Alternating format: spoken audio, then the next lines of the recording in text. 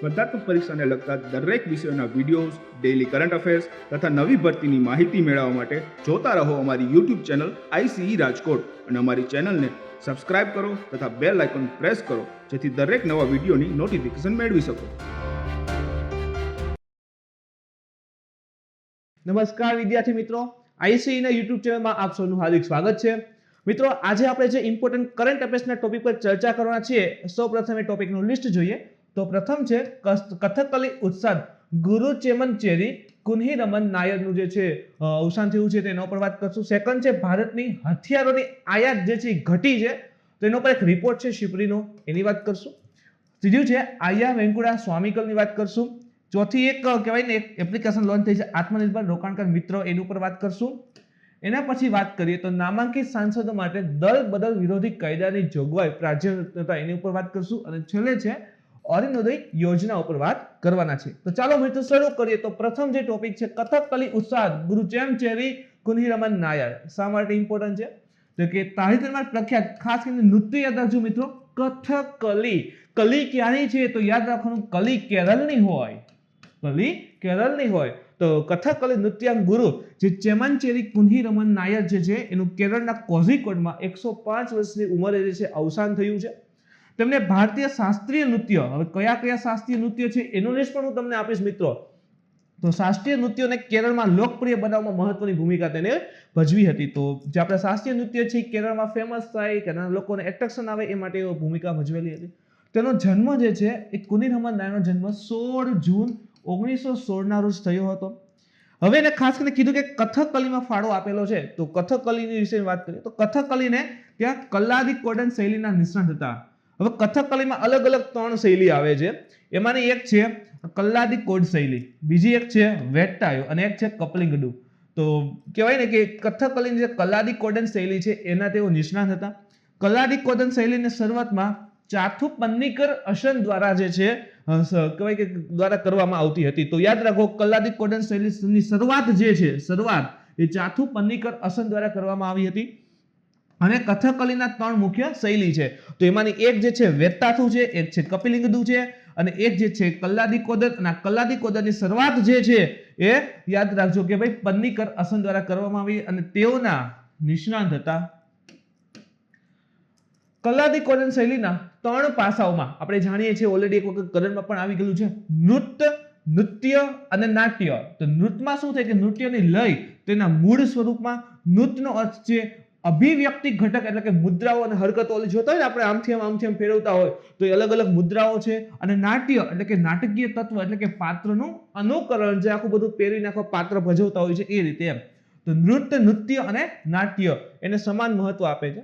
Stage ઉપર ભગવાન કૃષ્ણ અને સુદામાનું ચિત્રણ, હવે જેને કુચેલ તરીકે પણ ઓળખવામાં આવે છે, યાદ રાખજો સાઉથ ઇન્ડિયામાં કુચેલ, ભગવાન કૃષ્ણ અને સુદામાનું ચિત્ર એને કુચેલ તરીકે ઓળખવામાં આવે છે. અને મોટા ભાગે દક્ષિણ ભારતમાં તેમનું સૌથી લોકપ્રિય પ્રદર્શન આ રહેલું છે.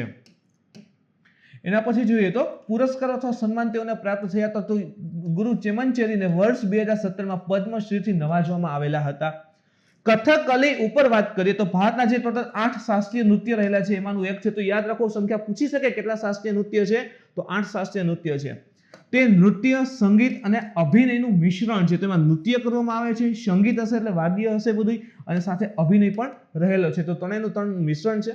આ નૃત્યમાં વાર્તાઓનું નાટકીયકરણ સમાવેશ છે. જે પણ કથાઓ રહેલી છે ને એ કથાને નાટકમાં રૂપાંતરિત કરે છે, જે મોટા ભાગે ભારતીય મહાકાવ્યોમાંથી લેવામાં આવે છે. લાઈક રામાયણ હોઈ શકે, મહાભારત હોઈ શકે, તેમાં જે પણ કથાઓ છે એ નાટકીયકરણમાં સમાવેશ કરે છે. આવા સામાન્ય રીતે કરવામાં આવતી ભૂમિકાઓમાં રાજાઓ, દેવતાઓ અને રાક્ષસો સમાવેશ છે. તો જે કહેવાય ને અલગ અલગ પૌરાણિક કથાઓ રહેલી છે એને રજૂ કરે છે. કથકલીમાં એક ગાયક કથા સંભળાવે છે. એટલે જો આપણે કીધું ને ગાયન હશે, મિશ્ર પ્રકારની શૈલી છે, તો અહીં ગાયક હશે એ કથા સંભળાવશે એટલે કથન કરશે, અને તાલ વાદક હશે એનું કામ શું હશે તો કે જે પણ વાદ્ય રહેલા છે એને વગાડવાનું, એમ યંત્ર હશે એને વગાડશે એમ. તો ગાયક ઓકે, અને હશે તાલ વાદક. કથકલીમાં હેવી મેકઅપ અને સુંદર ડ્રેસ, તમને ખબર છે મોટું આખું માસ્ક પહેરેલું હોય ને એ પ્રકારનું એમ. તો હેવી મેકઅપ હોય અને સુંદર ડ્રેસ, વિસ્તૃત માસ્ક, વિશાળ સ્કર્ટ અને મોટા હેન્ડબેગ્સ અથવા તો હેડ ડ્રેસ નો ઉપયોગ કરવામાં આવે છે. વિવિધ માનસિક સ્થિતિઓને દર્શાવવામાં સૂચવવા માટે ચહેરા ઉપર વિવિધ કલરના રંગ અથવા તો કહેવાય ને વિવિધ રંગોનો ઉપયોગ કરે છે. લાઈક ચહેરા ઉપર લીલો રંગ હોય તો એનો મતલબ સમજો કે નમ્રતાનું પ્રતીક છે, અથવા કાળો રંગ આવે તો સમજો ને દુષ્ટતા અથવા બુરાઈનું સંયોજન રહેલું છે. તો ચહેરા ઉપર જે રીતનો રંગ કરે છે એનો પરથી પાત્ર કયા પ્રકારનું હશે, પછી શું રજૂ કરવા માંગે છે નક્કી કરવામાં આવતું હોય છે. ભારતના ટોટલ 8 શાસ્ત્રીય નૃત્ય છે. એ કયા કયા છે તો યાદ રાખજો. ભરતનાટ્યમ તમિલનાડુમાં છે, કથક તો ઉત્તર ભારતમાં છે, કલી તો યાદ રાખવાની કલી કેરળની છે, મોહિની પણ કેરળની છે એટલે મોહિની અચનમ કેરળ, કુચીપુડી આંધ્રપ્રદેશ, ઓડિસી તો ઓડિશા, સત્રિયા આસામમાં છે મિત્રો, આ પણ કરંટમાં આવેલું હતું લીધેલું છે, અને મણિપુરી તો મણિપુરમાં આવેલું છે. તો આ ભારતના 8 શાસ્ત્રીય નૃત્યો હતા. એના પછી જોઈએ તો ભારતની હથિયારોની આયાત જે છે ઘટી છે એવું સિપ્રીએ જણાવેલ છે. તો તાજેતરમાં વૈશ્વિક સંસ્થા Stockholm International Peace Research Institute, તો જો નામ યાદ રાખજો, Stockholm International Peace Research Institute SIPRI, એને જે છે ભાઈ જાહેર કર્યું કે એક અહેવાલ રિપોર્ટ જાહેર કર્યો. એમાં કીધું છે કે ભારત હથિયાર આયાતમાં વર્ષ 2011-15 ની સાપેક્ષે 16 થી 20 વચ્ચે એક તૃતીયાંશ ઘટાડો થઈ ગયો. તો 2011 થી 15 વચ્ચે આપણે જેટલી આયાત કરેલી હતી 2016 થી 20 માં એને એક તૃતીયાંશ ઘટાડો થયો છે, એટલે અંદાજે 33% જેટલો ઘટાડો આપણે કરેલો છે. તો એટલી આયાત ઓછી કરી છે, તો સારી વાત છે. એનો મતલબ એમ કે આપણે આત્મનિર્ભર બની ગયા છીએ, એવું નથી કે આપણી ડિફેન્સ નબળી થઈ છે, આપણે આત્મનિર્ભર બની ગયા. ભારત વિશે માહિતી જોઈએ તો બીજો સૌથી મોટો આયાતકાર દેશ છે. યાદ રાખજો, ભારત વિશ્વનો સૌથી મોટો બીજા નંબરનો આયાતકાર દેશ. ભારત વિશ્વને શસ્ત્રોની સાઉદી અરેબિયા પછી બીજા નંબરનો આયાત કરનાર દેશ છે. તો પ્રથમ સાઉદી અરેબિયા સૌથી વધારે હથિયારો આયાત કરે છે, એના પછી આપણું ભારત છે. ભારતમાં શસ્ત્ર સપ્લાયર લાઈક ક્યાંથી સપ્લાય તો કે રશિયા બંને સમયગાળામાં એટલે કે 2011 થી 15 અને 2016 થી 20 તો બંને સમયગાળામાં ભારતનો સૌથી મોટો હથિયાર સપ્લાય દેશ છે. સૌથી વધારે સપ્લાય આપણને હથિયાર કરતો હોય તો રશિયા છે, સૌથી વધારે રશિયાથી કહેવાય કે સપ્લાય થાય છે. જો કે ભારતને શસ્ત્ર આયાતમાં રશિયાનો હિસ્સો 70% થી ઘટીને 49% થઈ ગયો છે. છતાં પણ સૌથી વધારે આપણે હથિયાર જ્યાંથી મગાવતા તો રશિયા છીએ. એની પહેલા એનો ટકો 70% હતો, આજેનો ટકો એના જે પર્સન્ટેજ છે 49% છે. તો અત્યારે પણ છે તો સૌથી વધારે રશિયા જ. વર્ષ 2016 થી 20 દરમિયાન ભારતને સૌથી વધુ શસ્ત્ર સપ્લાય કરનારના રૂપમાં ફ્રાન્સ અને ઇઝરાયલ અનુક્રમે બીજા અને ત્રીજા. તો પ્રથમ આવી ગયું, પ્રથમ ક્યાં છે તો કે રશિયા છે. બીજા નંબરે હોય તો એ ફ્રાન્સ છે. જો આપણે ત્યાંથી પ્લેન નહીં મગાવેલા છે, કયું પ્લેન છે મિત્રો એ કોમેન્ટ કરજો. ત્રીજું હોય તો એ છે ઇઝરાયલ છે, ગન ની બધું સપ્લાય કરે છે. તો સૌથી વધારે ઇન્ડિયાને સપ્લાય કરનાર દેશમાં રશિયા, ફ્રાન્સ અને ઇઝરાયલ સમાવેશ છે. ભારતની હથિયારની આયાતમાં ફ્રાન્સ અને ઇઝરાયલનો હિસ્સો તમે જુઓ ને તો ફ્રાન્સનો 70.9% એટલે કે 709% વધેલો છે, અને રશિયા જે ઇઝરાયલ છે એનો 82% વધ્યો છે. ખૂબ વધારે લીધું છે ફ્રાન્સમાંથી, લેતા હતા એનાથી 700 ગણું. વિચાર કરો, એટલે આ પ્લેન નહીં ખરીદ્યું ને તો એની હિસ્સેદારી બહુ મોટી છે, એટલે વધારે છે. ભારતને શસ્ત્રોનો પુરવઠામાં યુએસએ 2016-20 ના સમયગાળામાં ચોથા સ્થાને, તો ત્રીજું ઇઝરાયલ છે અને ચોથું જે છે એ અમેરિકા રહેલું છે. ભારતની નિકાસ, આ તો આપણે મગાવી છે એની વાત કરીએ. હવે નિકાસની વાત કરીએ તો 2016-20 દરમિયાન વૈશ્વિક હથિયારોની નિકાસમાં ભારતનો હિસ્સો માત્ર 0.2% છે. ભારત કેટલા ટકા તો કે 0.2% હથિયારો જે છે એની નિકાસ કરે છે, અને એ સાથે વિશ્વનો 24મો મોટો શસ્ત્ર નિકાસકાર બની ગયો છે. હવે કોઈ પણ દેશ હોય શસ્ત્રની નિકાસ કરવી હોય, હથિયારની નિકાસ કરવી હોય તો એના પાસે એટલા ડેવલપ્ડ હથિયાર હોવા જોઈએ, અથવા અધર કન્ટ્રીના એના ઉપર એના જે હથિયાર છે એના ઉપર વિશ્વાસ પણ હોવા જોઈએ. તો 0.2% જેટલો છે, એની સાથે 24મા ક્રમે ભારત રહેલું છે. 2011-15 ના સમયગાળાની તુલનામાં 200% થી વધારે દર્શાવે છે ભારતની નિકાસ જે છે. અને હવે આમાં વધારો થશે કારણ કે ઘણી બધી મિસાઇલને આપણે જે કહેવાય ને નિકાસ કરવાની છૂટ આપેલી છે એટલા માટે. આ સમયગાળા દરમિયાન ભારતના લશ્કરી સાધનોને ટોચના પ્રાપ્ત કરતા સૌથી વધારે કોણ પ્રાપ્ત કરે છે ભારતમાંથી જે એક્સપોર્ટ થાય છે તે મ્યાનમાર, શ્રીલંકા અને મોરેશિયસ રહેલા હતા. ભવિષ્યના વલણો ઉપર વાત કરીએ તો પાકિસ્તાન ચીનથી વધતા જોખમો અને સ્થાનિક સંરક્ષણ ઉત્પાદનમાં વિલંબને કારણે આગામી વર્ષોમાં ભારતની હથિયારોની આયાત વધારશે. તો પાકિસ્તાન અને ચીનથી વધતા જોખમ ઓલરેડી રહેલું છે. તો ભારત એમ નથી કહેતું કે અમે હથિયાર ડેવલપ કરીને દુનિયાને ડરાવવા માંગીએ છીએ. ભારતનો પક્ષ એવો છે કે ભાઈ અમે પડોશી દેશ અમુક એવા આવેલા છે કે એનાથી રક્ષણ કરવું જરૂરી છે, તો અમારી ખુદની રક્ષા માટે અમે ડેવલપ કરીએ છીએ. તો પાકિસ્તાન ચીન એના વધતા જોખમો અને સ્થાનિક સંરક્ષણ ઉત્પાદનમાં વિલંબ થઈ ગયેલું છે. તો એના કારણે હવે આગામી વર્ષોમાં ફરી જે છે ભારતમાં હથિયારની આયાત જે છે એ વધશે ખરી. આયાત અત્યારે એવું કીધું છે કે આયાત ભવિષ્યમાં વધવાની શક્યતા છે, પણ અત્યારે કેવું છે તો ઘટેલી છે. તો એની વાત કરીએ, એના કારણો ક્યાં હોઈ શકે? સૌથી મોટું આત્મનિર્ભરતા. બીજા ઉપર નિર્ભરતાથી અત્યારે ઓછી થઈ ગઈ. તો ભારતનો આત્મનિર્ભરતા ઉપર ભાર. આ અહેવાલમાં જણાવ્યું છે કે આ ઘટાડા પાછળનું કારણ ભારતનો સંરક્ષણ ઉત્પાદનમાં આત્મનિર્ભર બનવાનો પ્રયાસ છે. જો ડે બાય ડે અલગ અલગ મિસાઇલ હોય, ટેન્ક હોય, ટર્પીડો હોય, તો ભારતમાં ત્યાં હંમેશા એક શબ્દ વાપરે છે, ઇન્ડિજિનિયસલી ડેવલપ, સ્વદેશી રીતે નિર્મિત. તો ઓટોમેટિકલી આત્મનિર્ભરતા આવી ગઈ ને, બીજા ઉપરની જે કહેવાય ને ડિપેન્ડન્સી ઘટી ગઈ. આ ઉપરાંત સશસ્ત્ર દળો માટે મૂડી ખર્ચની જે 60% કરતા પણ ફાળવણી સ્થાનિક ઉત્પાદન શસ્ત્ર અને પ્લેટફોર્મ માટે કરવામાં આવી છે. તો મૂડી ખર્ચ જે કેપિટલ ઇન્વેસ્ટમેન્ટ હોય, તો એમાં જે છે ભાઈ સંરક્ષણ માટે જે છે પૈસા બજેટમાંથી ફાળવવામાં આવે છે, એમાં સૌથી વધારે ફાળવવામાં આવે છે. ઇવન તમે જો આ વખતે પણ ડિફેન્સનું બજેટ સૌથી વધારે છે. તો પૈસા જે છે હવે વધારે રોકે છે, તો ઓફકોર્સલી પૈસા વધારે રોકે છે, પૈસા વધારે આવે છે, તો ડેવલપમેન્ટ તો થશે. અગાઉ સરકારે 101 સંરક્ષણ ઉપકરણોની નકારાત્મક આયાતની સૂચિ જાહેર કરી હતી અને પ્લેટફોર્મ પર આ નકારાત્મક સૂચિમાં સમાવિષ્ટ વસ્તુનું ઉત્પાદન કરવાની તક આપશે એમ. તો જો સરકારે છે ને એક લિસ્ટ જાહેર કરી, એમાં 101 એવી વસ્તુ હતી કે એની આયાત જે છે એ પ્રતિબંધિત થઈ ગઈ, બહારથી મંગાવવાની નહીં. તો બીજી વસ્તુ છે કે હવે બહારથી નહીં આવે તો એ ક્યાં બનશે? દેશમાં બનશે કે નહીં? દેશમાં બનશે તો ઓટોમેટિક સંરક્ષણ ઉપર જે આપણે બહારથી મંગાવતા તો એ ઘટી ગયું, તો આયાત ઓછી થઈ ગઈ, સામે ડેવલપમેન્ટ તો વધશે જ.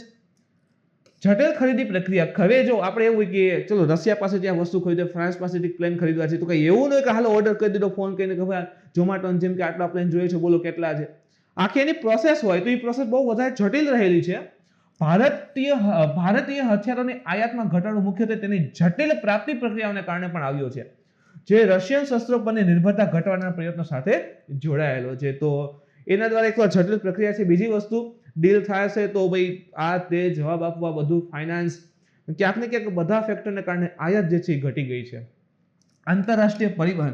વર્ષ 2016-20ના સમયગાળા દરમિયાન ટોચના 5 વૈશ્વિક હથિયાર નિકાસકર્તા દેશોમાં યુએસએ છે, રશિયા, ફ્રાન્સ, જર્મની અને ચીન છે. તો સૌથી વધારે નિકાસ યુએસમાંથી થાય છે, બીજા નંબરે રશિયામાંથી થાય છે, ત્રીજું ફ્રાન્સ છે, ચોથું જર્મની છે અને પાંચમું ચીન છે વિશ્વમાં. મોટા હથિયારોનું આંતરરાષ્ટ્રીય સ્થાનાંતરણ 2011, 15 અને 16ની 20ની વચ્ચે સમાન સ્તરે રહ્યું છે. તો કહેવાય ને કે 2011 થી 15 અને 2016 થી 20 આ 5 વર્ષોમાં લગભગ મોટા હથિયારનું જે કહેવાય ને વેપાર લગભગ સરખે સરખા જ રહેલા છે. આ સમયગાળા દરમિયાન યુએસ, ફ્રાન્સ અને જર્મનીમાં શસ્ત્રોની નિકાસમાં નોંધપાત્ર વધારો પણ થયો છે. 16 થી 20માં જે નિકાસ થાય છે એમાં વધારો પણ થયો. જે રશિયા અને ચીનની શસ્ત્રોની નિકાસમાં શું છે ઘટાડો થયો છે. નિકાસ ઘટી છે પણ છતાં હજી એનો ક્રમ તો આગળ છે. રશિયન નિકાસમાં ભારતની આયાતમાં ઘટાડાના કારણે થયો છે. તો રશિયાની જે નિકાસ હતી, રશિયા જે છે એ નિકાસ કરતો હતો, એ શા માટે એની નિકાસ ઓછી થઈ ગઈ? જો ભારતે આયાત ઓછી કરી દીધી, ભારતે મગાવવાનું ઓછું કર્યું, ભારતની આયાત ઓછી થઈ ગઈ. ભારત મગાવશે નહીં તો આ નિકાસ તો કરશે નહીં, તો આની નિકાસ ઓટોમેટિક શું થઈ ઘટી ગઈ છે. ભલે પછી રશિયાએ વર્ષ 2011, 15 અને 16, 20 દરમિયાન ચીન, અલ્જેરિયા અને ઇજિપ્તને તેના શસ્ત્ર પુરવઠામાં વધારો કર્યો હોય, એટલે ચીન છે, અલ્જેરિયા છે, ઇજિપ્ત છે, ભલે રશિયાએ એ લોકોને એના હથિયારની બધું આપેલું હોય, પરંતુ તેનાથી રશિયાથી ભારતને થતી શસ્ત્રોની સપ્લાયમાં ઘટાડો આવ્યો ન હતો. જે પણ આપે છે એ તો આપતા જ હતા, છતાં આપણી વચ્ચેનો સંબંધ તો બની રહ્યો હતો. ભલે રશિયાએ ચીનને આપેલું હોય, છતાં આપણી વચ્ચે આપણે જે જોઈએ છે એ પણ રશિયા આપણને તો આપે જ છે. આ સમયગાળા દરમિયાન મધ્ય પૂર્વ અને ખાસ કરીને સૌદી અરેબિયાના દેશોમાં શસ્ત્રોની આયાતમાં વધારો થયો છે અને સૌથી વધારે ઇવન આયાત એ જ કરે છે. એના પછી જોઈએ તો સ્ટોકહોમ આંતરરાષ્ટ્રીય શાંતિ સંશોધન સંસ્થા, જેના દ્વારા આ જે રિપોર્ટને જાહેર થયું છે. તો આ એક આંતરરાષ્ટ્રીય સંસ્થા છે જે યુદ્ધ, શસ્ત્રાગાર, શસ્ત્ર નિયંત્રણ અને નિશસ્ત્રીકરણના સંશોધન માટે સમર્પિત છે. ઇન શોર્ટ, વિશ્વમાં શાંતિ માટેની સંસ્થા છે. કહી શકીએ નિશસ્ત્રીકરણ ઉપર ભાર આપે છે. તો ધીરે ધીરે શસ્ત્ર ઘટાડો, કયો દેશ કેટલી આયાત કરે છે બધા ઉપર વોચ રાખે છે, જેથી કરીને ખબર પડે કે કયો દેશ કેવી રીતે આગળ આવી રહ્યો છે અને ધીરે ધીરે એના ઉપર જોર લગાવી શકે કે ઓકે આટલા બધા હથિયાર શા માટે આ તે. એની સ્થાપના 1966માં સ્ટોકહોમ જે સ્વીડન ખાતે આવેલ છે ત્યાં થઈ હતી. તે નીતિ ઉત્પાદકો, સંશોધકો, મીડિયા, જાગૃત નાગરિકો અને પારદર્શક સ્ત્રોતોના આધારે ડેટા વિશ્લેષણ અને ભલામણો પ્રદાન કરે છે. તો આ રીતે આ સંસ્થા જે છે વિશ્વના દેશો જે હથિયારોની આયાત નિકાસની કરે છે એનો ડેટા લોકો સુધી પહોંચાડે છે પારદર્શક રીતે, એવું નહીં કે ખોટું કરીને એમ. તો એનાથી લોકોને ખબર પડે કે એનો દેશ કેટલે છે એમ. આયા વેંકુડા સ્વામીકલ શું છે? તો આયા વેંકુડા સ્વામીકલ 1809 થી 1851 એટલે કે 19મી સદીના મહાન વિચારક અને સમાજ સુધારક હતા. તો જો આનો સંબંધ સોની કેની સાથે છે? તો યાદ રાખો કે 19મી સદીના મહાન વિચારક અને સમાજ સુધારક હતા. 19મી સદીના પ્રારંભિક દાયકા દરમિયાન ત્રાવણકોર રજવાડામાં રહેતા હતા. ત્રાવણકોર એટલે આવશે આજનું કેરળ. 1836માં ભારતની શરૂઆતી સમાજ સુધારણા આંદોલન, જો યાદ રાખજો થોડુંક અમથું ઇમ્પોર્ટન્ટ છે મિત્રો આ, તેમણે વર્ષ 1836માં ભારતનું શરૂઆતી સમાજ સુધારક આંદોલન, જે ભારતમાં સમાજ સુધારા માટેના આંદોલન શરૂ થયા એ સમયમાં જ સ્મથા સમાજામ નામની સ્થાપના કરી હતી. તો પૂછે છે આવું કે સ્મથા સમાજામની સ્થાપના કોણે કરી હતી? આયા વેંકુડા સ્વામીકલ. અને એટલા માટે કે સમાજ સુધારણાની જે શરૂઆત થઈ ત્યારથી જ આ જે કહેવાય સ્થાપના થઈ ગઈ હતી. દક્ષિણ ભારતમાં પૂજા કરવા માટે દર્પણ સ્થાપિત કરનાર પ્રથમ વ્યક્તિ હતા. પૂજા કરવા માટે અરીસો રાખતા, તો એ પ્રકારે દર્પણ સ્થાપિત કરનાર જે છે પ્રથમ વ્યક્તિ તેઓ અય્યાવજી નામના આધ્યાત્મિક વિચારોના એક નવા માર્ગના હિમાયતી તરીકે પણ ઓળખાય છે. તો અય્યાવજી નામનો એક નવો આધ્યાત્મિક વિચાર તેઓએ રજૂ કર્યો હતો અને એના ઉપર ચાલતા. ખાસ કરીને એને આ નારો આપ્યો હતો એક જાતિ, એક ધર્મ, એક કુટુંબ, એક જગત અને એક ભગવાન. જો જાતિ, ધર્મ, કુટુંબ, જગત અને ભગવાન. તો સૌથી પહેલા જાતિને કનેક્ટ કરીએ ધર્મ સાથે, તો એક જ ધર્મ છે, એક જ જાતિ છે બધાની, એનાથી એક જ કુટુંબ હોય. હવે ધર્મ જાતિ બધું એક થઈ ગયું તો એક જ કુટુંબ બન્યું, એક જ કુટુંબ બનશે તો આખું વિશ્વ એક થઈ ગયું, અને એક થઈ ગયું તો ભગવાન પણ બધાનો એક થઈ ગયો. તો એનો નારો એને આપેલો હતો. તેમને મેલમુંડુ શમારામ નામનું આંદોલનનું પણ એવા નેતૃત્વ જે છે એ કરેલું છે. તો મિત્રો આ આંદોલન છે ને સંલગ્ન છે ને તમે કોમેન્ટ કરજો. એના પછી જોઈએ તો આત્મનિર્ભર રોકાણકાર મિત્ર, જે ડીપીઆઈઆઈટી છે. ડીપીઆઈઆઈટી એટલે કે વાણિજ્ય અને ઉદ્યોગ મંત્રાલયના ઉદ્યોગ અને આંતરિક વેપાર સંવર્ધન વિભાગ. તો ડીપીઆઈટી દ્વારા આ જે આત્મનિર્ભર રોકાણકાર મિત્ર છે ને એ પોર્ટલની શરૂઆત કરવામાં આવી છે. સિમ્પલ છે, જો આત્મનિર્ભર રોકાણકાર તો કંઈક ને કંઈક ઇન્વેસ્ટની વાત હશે તો એ પ્રકારના પોર્ટલની શરૂઆત કરવામાં આવી છે. આ પોર્ટલ સ્થાનિક રોકાણકારોને ટેકો અને સુવિધા આપવા, માહિતી પ્રસારિત કરવા તથા સુવિધા આપવા માટે કરવામાં આવેલ છે. તો સ્થાનિક રોકાણકાર પર્ટિક્યુલરલી આપણે એવું નહીં કે બહારથી આવે છે, આપણે એને રોકાણકાર છે તો એને તમામ પ્રકારની સુવિધા કે ભાઈ ઓકે આ રોકાણ કરતા છે, આસપાસનો વિસ્તાર કેવો છે, કેટલા ભાવ રહેલા છે, અથવા તો કઈ વસ્તુ અવેલેબલ છે, તો એ પ્રકારની માહિતી આપવા, પ્રસારિત કરવા અને તથા પ્રકારની સુવિધાઓ, ક્લિયરન્સ એના માટેની બધી સુવિધાઓ આપશે. આ વ્યવસાયો માટે જરૂરી મંજૂરીઓ, લાયસન્સ અને મંજૂરીઓ વિશે માહિતી પ્રદાન કરશે. તો કીધું ને કે જે તે કંપની સ્થાપવી હશે તો એના માટેના લાયસન્સની પ્રક્રિયા શું રહેલી છે, કેટલો સમય રહેલો છે, તો અથવા તો એન્વાયરમેન્ટ ક્લિયરન્સની બધું જે છે આપશે, એના માટેની માહિતી આપશે. તે કેન્દ્રીય મંત્રાલયો, ઉદ્યોગ સંગઠનો, રાજ્ય વિભાગ જેવા એક જ પ્લેટફોર્મ પર વિવિધ રોકાણકારોને વિભિન્ન હિસ્સેદારી સાથે જોડવા માટે પણ મદદ કરશે. હવે સપોઝ કેન્દ્રના કોઈ મંત્રાલયે ઇન્વેસ્ટમેન્ટ કરવું હોય, ઉદ્યોગ સંગઠન હોય એને ઇન્વેસ્ટ કરવું હોય, રાજ્યના કોઈ વિભાગે ઇન્વેસ્ટ કરવું હોય, તો એ તમામને જે છે કદાચ પાર્ટનરશિપમાં ઇન્વેસ્ટમેન્ટ કરવું હોય તો એકબીજાને એક પ્લેટફોર્મ ઉપર લઈ આવશે જેથી કરીને સમન્વય સાધી શકાય. આ પ્રોજેક્ટ ઇન્વેસ્ટ ઇન્ડિયા એજન્સી હેઠળ શરૂ કરેલ છે. ઇમ્પોર્ટન્ટ છે મિત્રો, સ્ટાર્ટ કરી નાખજો. ઇન્વેસ્ટ ઇન્ડિયા એજન્સી હેઠળ શરૂ કરવામાં આવ્યો છે. 2009માં ભારત સરકારનું જે વાણિજ્ય અને ઉદ્યોગ મંત્રાલય રહેલું છે તેને ઉદ્યોગમાં પ્રમોશન અને આંતરિક વેપાર વિભાગ હેઠળ બિન લાભકારી એટલે કે નોન પ્રોફિટ સાહસ તરીકે સ્થાપિત કરવામાં આવી હતી. તો યાદ રાખો, ઇન્વેસ્ટ ઇન્ડિયા એજન્સી હેઠળ જે છે આ પહેલ જે છે શરૂ કરેલી છે. એના પછી જોઈએ મિત્રો નામાંકિત સાંસદો માટે દલ બદલ વિરોધી કાયદાની પ્રાયોજકતા. હવે દલ બદલ જે અનુસૂચિ 10 છે ને એના ઉપરની વાત છે આ. તો નામાંકિત સાંસદ સ્વપન દાસગુપ્તાએ પોતાના કાર્યકાળ પૂરો થતાના 1 વર્ષ પહેલા જ રાજ્યસભામાંથી રાજીનામું આપી દીધું છે. જોઈએ શું આખી પ્રોસેસ રહેલી છે. તો ભાજપ દ્વારા સ્વપ્ન દાસગુપ્તાને પશ્ચિમ બંગાળ વિધાનસભાની ચૂંટણીઓમાં તારકેશ્વર મત વિસ્તારના ઉમેદવાર તરીકે મેદાનમાં ઉતાર્યા છે, જેના પર વિપક્ષોએ દલ બદલ કાયદા હેઠળ તેમને રાજ્યસભામાંથી ગેરલાયક જાહેર કરવાનો મુદ્દો ઉઠાવ્યો હતો. તો જો સમજો, ભાજપ દ્વારા સ્વપ્ન દાસગુપ્તાને જે રાજ્યસભાના મેમ્બર રહેલા છે એને પશ્ચિમ બંગાળમાં તાજેતરમાં જો વિધાનસભા છે તો એનામાં ચૂંટણી લડવા માટે તારકેશ્વર મત વિસ્તાર છે પશ્ચિમ બંગાળમાં, ત્યાં ઉમેદવાર તરીકે મેદાનમાં ઉતાર્યા. તો તરત જ એ વિપક્ષો જે છે વિપક્ષ રહેલો છે ને દળ બદલ કાયદા હેઠળ રાજ્યસભામાંથી એને ગેરલાયક જાહેર કરવાનો મુદ્દો ઉઠાવ્યો, એટલે આ જે સ્વપ્ના દાસગુપ્તા છે એને રાજીનામું આપી દીધું છે. હવે દળ બદલ વિરોધી કાયદોની શું છે વાત કરીએ, અથવા તો પેલા એ વસ્તુ કે રાજ્યસભાના મેમ્બરમાં છે ને એક નામાંકિત અથવા તો નામી સભ્ય હોય, એ કોણ હોઈ શકે? તો રાજ્યસભામાં જીવનના વિવિધ ક્ષેત્રમાંથી 12 સભ્યોની નિમણૂક જે છે કરવામાં આવે છે. 250 હોય એમાંથી 238 થી ચૂંટાઈને આવતા હોય અને 12 જે છે ને રાષ્ટ્રપતિ એને નિમણૂક કરતા હોય. તો એમાં ક્યાં માપદંડ રહે છે? તો એ સભ્યો સાહિત્ય, વિજ્ઞાન, કલા, સમાજ સેવા ક્ષેત્રમાં. તો 4 છે સાહિત્ય, વિજ્ઞાન, જો એ યાદ રહી જશે તરત જ, સાહિત્ય, વિજ્ઞાન, કલા તો સમાજ. તો આ 4 ક્ષેત્રોમાં વિશેષ જે વ્યક્તિ હશે, એમાં વિશેષ જ્ઞાન ધરાવતા હોય અથવા વ્યવહારુ અનુભવ હોય, તો એવા 12 વ્યક્તિને રાષ્ટ્રપતિ રાજ્યસભામાં નોમિનેટ કરતા હોય છે. આ સભ્યોને કેન્દ્ર સરકારની ભલામણ ઉપર રાષ્ટ્રપતિ નિયુક્ત કરે છે. તો ભલામણ પણ યાદ રાખો, કેન્દ્ર સરકાર ભલામણ કરશે. નામાંકિત સભ્યો માટે સિવાય એક નોંધપાત્ર તફાવત માટે ચૂંટાયેલા સભ્યોને સમાન અધિકાર અને સગવડ પ્રાપ્ત હોય છે. હવે જો જે પણ રાજ્યસભામાં આપણે કીધું 250 મેમ્બર હશે, 238 ચૂંટાઈને આવે છે અને 12 જે છે નોમિનેટ થાય છે. બધાને એક વસ્તુ સિવાય બધા સરખા અધિકાર હોય છે. આ જે 12 મેમ્બર રાષ્ટ્રપતિ છે નોમિનેટ કર્યા ને, એ માત્ર રાષ્ટ્રપતિની ચૂંટણીમાં મત ન આપી શકે, રાષ્ટ્રપતિનું ઇલેક્શન હોય ત્યારે મત ન આપી શકે, બાકી બધે સરખા જ અધિકાર રહેલા હોય છે, સરખા પાવર રહેલા છે. ખાલી ને ખાલી રાષ્ટ્રપતિની ઇલેક્શનમાં જ ન આપી શકે, બાકી તો મત આપી શકે. હવે એન્ટી ડિફેક્શન લો, જેના મુજબ અત્યારે રાજીનામું આપેલું છે એની વાત કરીએ તો બંધારણમાં 52મો બંધારણીય સુધારો કરી 1985માં 52મો બંધારણીય સુધારો અને એક નવું શેડ્યુલ જે છે 10મી અનુસૂચિ ઉમેરવામાં આવી હતી.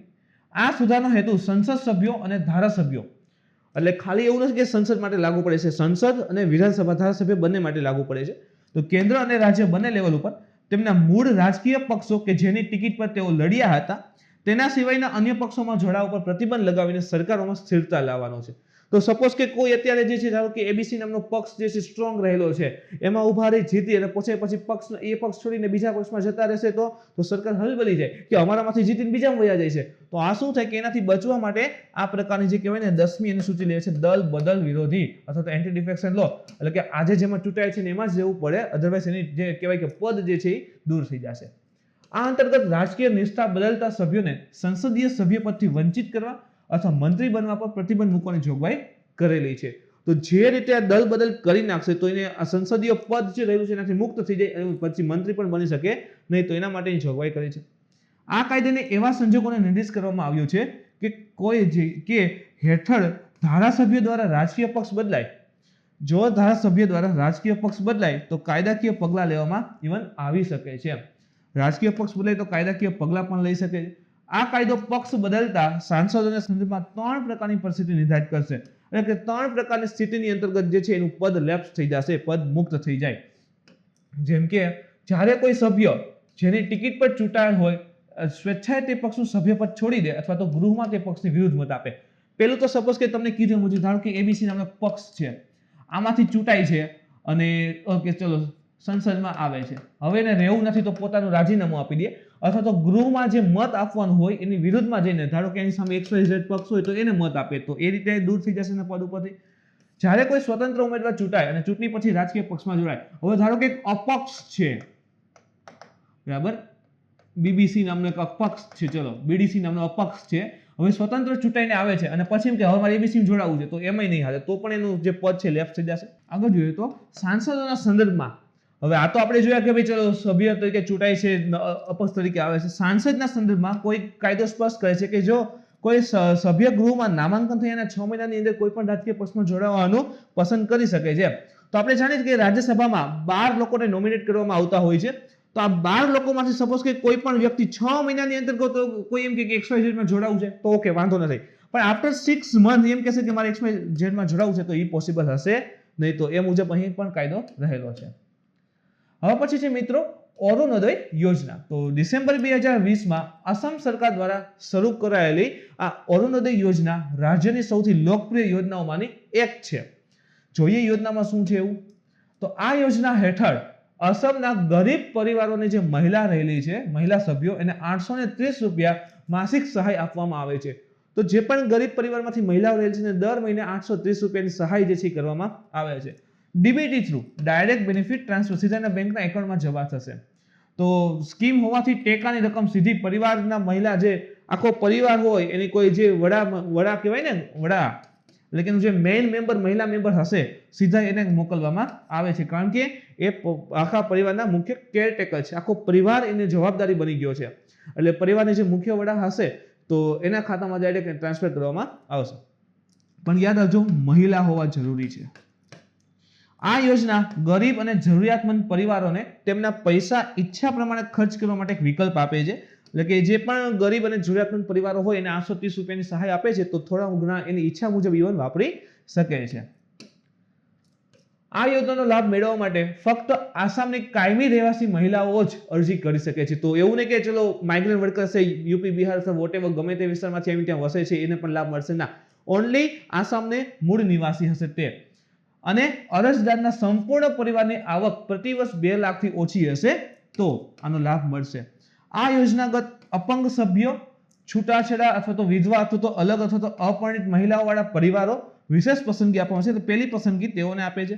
આ અંતર્ગત રાષ્ટ્રીય ખાદ્ય સુરક્ષા અધિનિયમ જે નેશનલ ફૂડ સિક્યોરિટી એક્ટ છે એની સુરક્ષાથી વંચિત એટલે કે એનાથી જેને કહેવાય ને NFSA national food security act અંતર્ગત એને જે પણ વસ્તુ મળવી જોઈએ એ ન મળતી હોય અથવા તો જેમની પાસે રેશન કાર્ડ નથી, ઇન શોર્ટ આનો અર્થ એ પણ થાય કે રેશન કાર્ડ નથી, તો એવા ગરીબ પરિવારોને પ્રાથમિક પ્રાધાન્ય ઇવન આપે છે. તો જેની પાસે રેશન કાર્ડ નથી અથવા તો અપંગ સભ્યો છે, છૂટાછેડા, વિધવા, અલગ, અપરિણિત મહિલા છે તો એને પ્રથમ માન્યતા આપવામાં આવે છે.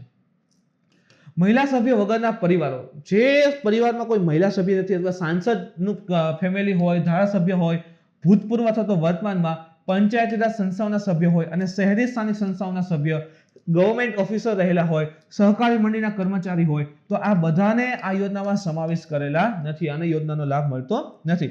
પછી 4 વ્હીલર, યાંત્રિક બોટ, ટ્રેક્ટર અથવા તો રેફ્રિજરેટર, એસી, વોશિંગ મશીન અથવા તો 15 વીઘાથી વધુ ખેતીની જમીન હોય તો એને પણ આ યોજનાનો લાભ મળતો નથી. તો મિત્રો આ હતું આજનું કરંટ અફેર્સ. આજના લેક્ચરમાં તમને કઈ ડાઉટ હોય, ક્વેરી હોય તો તમે કોમેન્ટ કરીને જણાવી શકો છો. મિત્રો આજનો વિડીયો ગમ્યો હોય તો લાઈક કરો, શેર કરો, તમારા મિત્ર સુધી પહોંચાડવા માટે કોશિશ કરો. કાલે ફરી મળીશું નવા ટોપિક સાથે. Thank you.